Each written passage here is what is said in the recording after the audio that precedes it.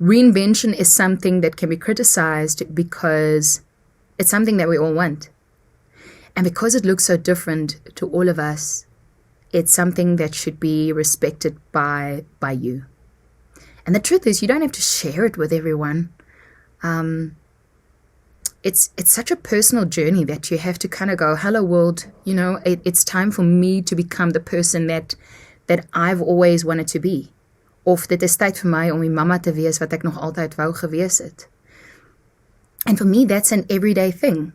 I wake up every morning and I have a different conclusion that sets me, or sets the tone for the day, and that sends my girls to school, and that sends my husband to work, and that sends me on the road to come to my broadcast studio.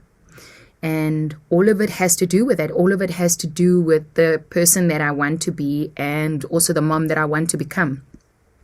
It's like the lottery. Like if you want to win, as jy die lotto wil wen, dan moet jy 'n kaartjie koop. Like you can't win the lottery and you haven't bought the ticket. And so in order to be this person that you want to be, you kind of have to describe what this person needs to be before you can become it.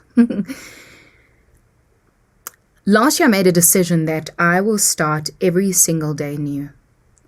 I will start every day fresh. I will try again. I will take my personal word for the year and I will attempt it and start it off like it is brand new. Because it's so easy to make the decision to think that it's stale and old because you have to say it to yourself every single day.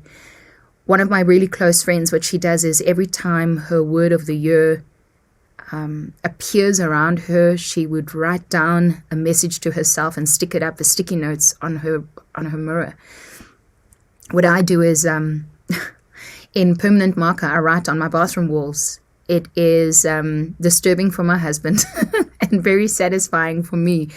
But that is how I made a decision to be reminded of what I need to do every single day en hoe ek my dag op 'n nuwe trant wil begin. Want hernuwing gaan 'n tydjie vat. Dit is nie net iets waarmee jy wakker word nie. En ek wil dit heeltyd rondom my sien. I want to see it around me every single day.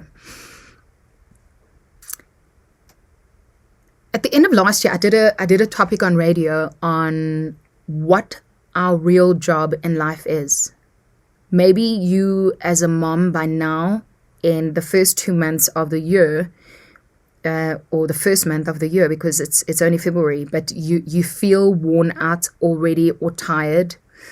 And I want to remind you that it's very, very normal because we have to do, by the time we send our kids to school, we've already lived a full day. But I also want to remind you of how you have the capacity, how me and you have the capacity, how we are able to enjoy things even though we're tired. And how your real job is actually out there in the things that you really enjoy. Your real job is actually that hobby that you really, really like. And hopefully one day you can turn it into a business. I love talking. And many years ago, I was able to turn my work, my hobby into work. I'm a broadcaster. But more than that, my love language and my purpose really started when I asked myself, but why do I like talking? And why do I like being a broadcaster? And what is it for me that I really enjoy? And my true purpose is to help people through podcasts and through speaking truth and to remind them that they are the salt of the earth. And without you, nothing tastes good, and how you woke up for a reason this morning, and because you opened your eyes, you mattered to this world and universe and to your family and to you and to your parents and to the friend that can't talk to you and to the family that sometimes seem like they don't appreciate you. You matter. You woke up and you opened your eyes for a reason. I read a book by Michelle Osman. She's Michal Osman. And she's probably one of the most amazing women that I know. In a book, chapter 1, it talks about the discovery, and she talks about the most important day in your life is the day that you are born and the day you find out why. I think it's a Mark Twain quote, but you were born for a reason, and that reason is to change the world for good. We know that. And so my question to you is, what are you going to do this year that is incredible and great, that might not look wonderful or great to other people at the time, but that really matters to you. It doesn't have to be some big win.